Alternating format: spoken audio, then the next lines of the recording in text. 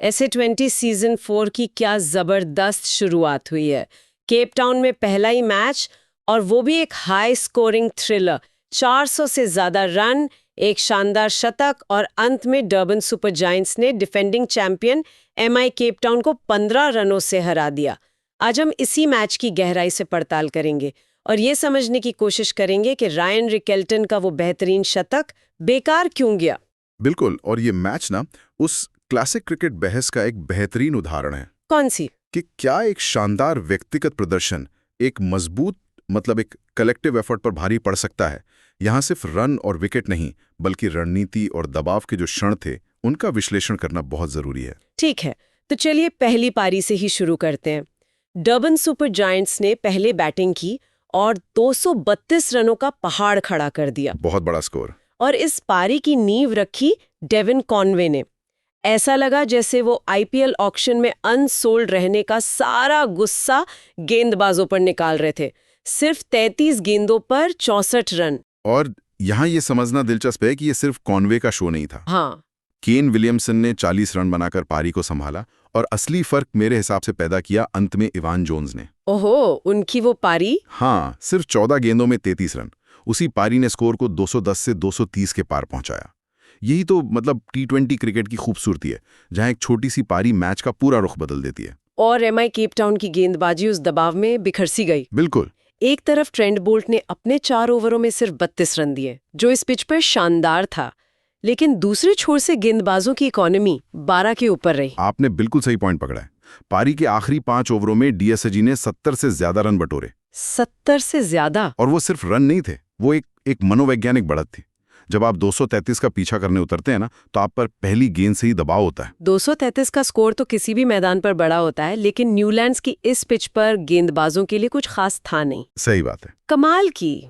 MI के पास एक मौका था, पर उन्हें एक असाधारण पारी की जरूरत थी, और रायन रिकेल्टन में लगभग वही कर दिखाया। क्या अविश्वसनीय पारी थी। कमाल की। 63 गेंदों पर 113 रन, सीजन का पहला मैच और पहला शतक। रिकेल्टन की पारी बेमिसाल थी। उन्होंने दिखाया कि वो अकेले दम पर मैच जिता सकते हैं, लेकिन क्रिकेट एक टीम गेम है।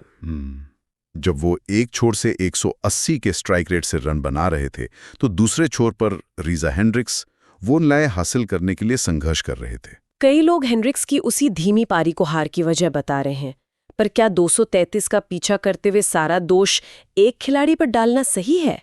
नहीं, साला दोष नहीं, लेकिन यहीं पर स्ट्राइक रोटेशन और मैच की समझ का महत्व सामने आता है। अच्छा। जब आपका पार्टनर बाउंड्री लगा रहा हो, तो आपका काम है सिंगल लेकर उसे स्ट्राइक पर वापस लाना। हेंड्रिक्स के डॉट बॉल्स ने जरूरी रन रेट को इतना बढ़ा दिया कि अंत में रिकेल्टन और जेसन स्मिथ के लिए भी काम लगभग नामुमकिन हो गया। और फिर ईथन बॉश आ गए। हाँ, फिर ईथन बॉश ने अपने 4 विकेट लेकर एमआई की बची कुची उम्मीदों को भी खत्म कर दिया। तो इस सब का मतलब क्या निकलता है? रायन रिकेल्टन ने शतक बनाया, पर man of the match Devon Conway को मिला। कई लोग कहेंगे कि मैन ऑफ द मैच की असली हकदार तो रिकेल्टन थे। ये एक अच्छी बहस है और हमेशा रहेगी। रिकेल्टन की पारी व्यक्तिगत रूप से ज्यादा शानदार थी, इसमें कोई शक नहीं, लेकिन कॉनवे के 64 रनों ने अपनी टीम के लिए जीत की नींव रखी। एक तरह से जीत का प्लेटफॉर्म सेट किया। एग्जैक्टली। ये दिखाता है कि T20 में मैच के अहम मोड़ पर खेली गई 15-20 रनों की तेज पारी भी कभी-कभी एक शतक से ज्यादा प्रभावशाली हो सकती है।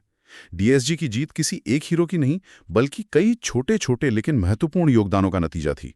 तो आज की इस चर्चा से ये तो साफ है कि डीएसजी की जीत एक मजबूत और सोची समझी टीम रणनीति का नतीजा थी। बिल्कुल, उन्होंने सही समय पर अटैक किया और दबाव बनाए रखा। और ये हमारे लिए एक दिलचस्प सवाल भी छोड़ जाता है। क्या? T20 जैसे छोटे फॉर्मेट में हम अक्सर व्यक्तिगत प्रतिभा का जश्न मनाते हैं, पर क्या हमें मैच जिताने वाले प्रभाव को आंकड़ों से ज्यादा महत्व देना शुरू कर देना चाहिए, भले ही वो आंकड़े उतने आकर्षक ना दिखें? ये सोचने वाली बात है कि नहीं?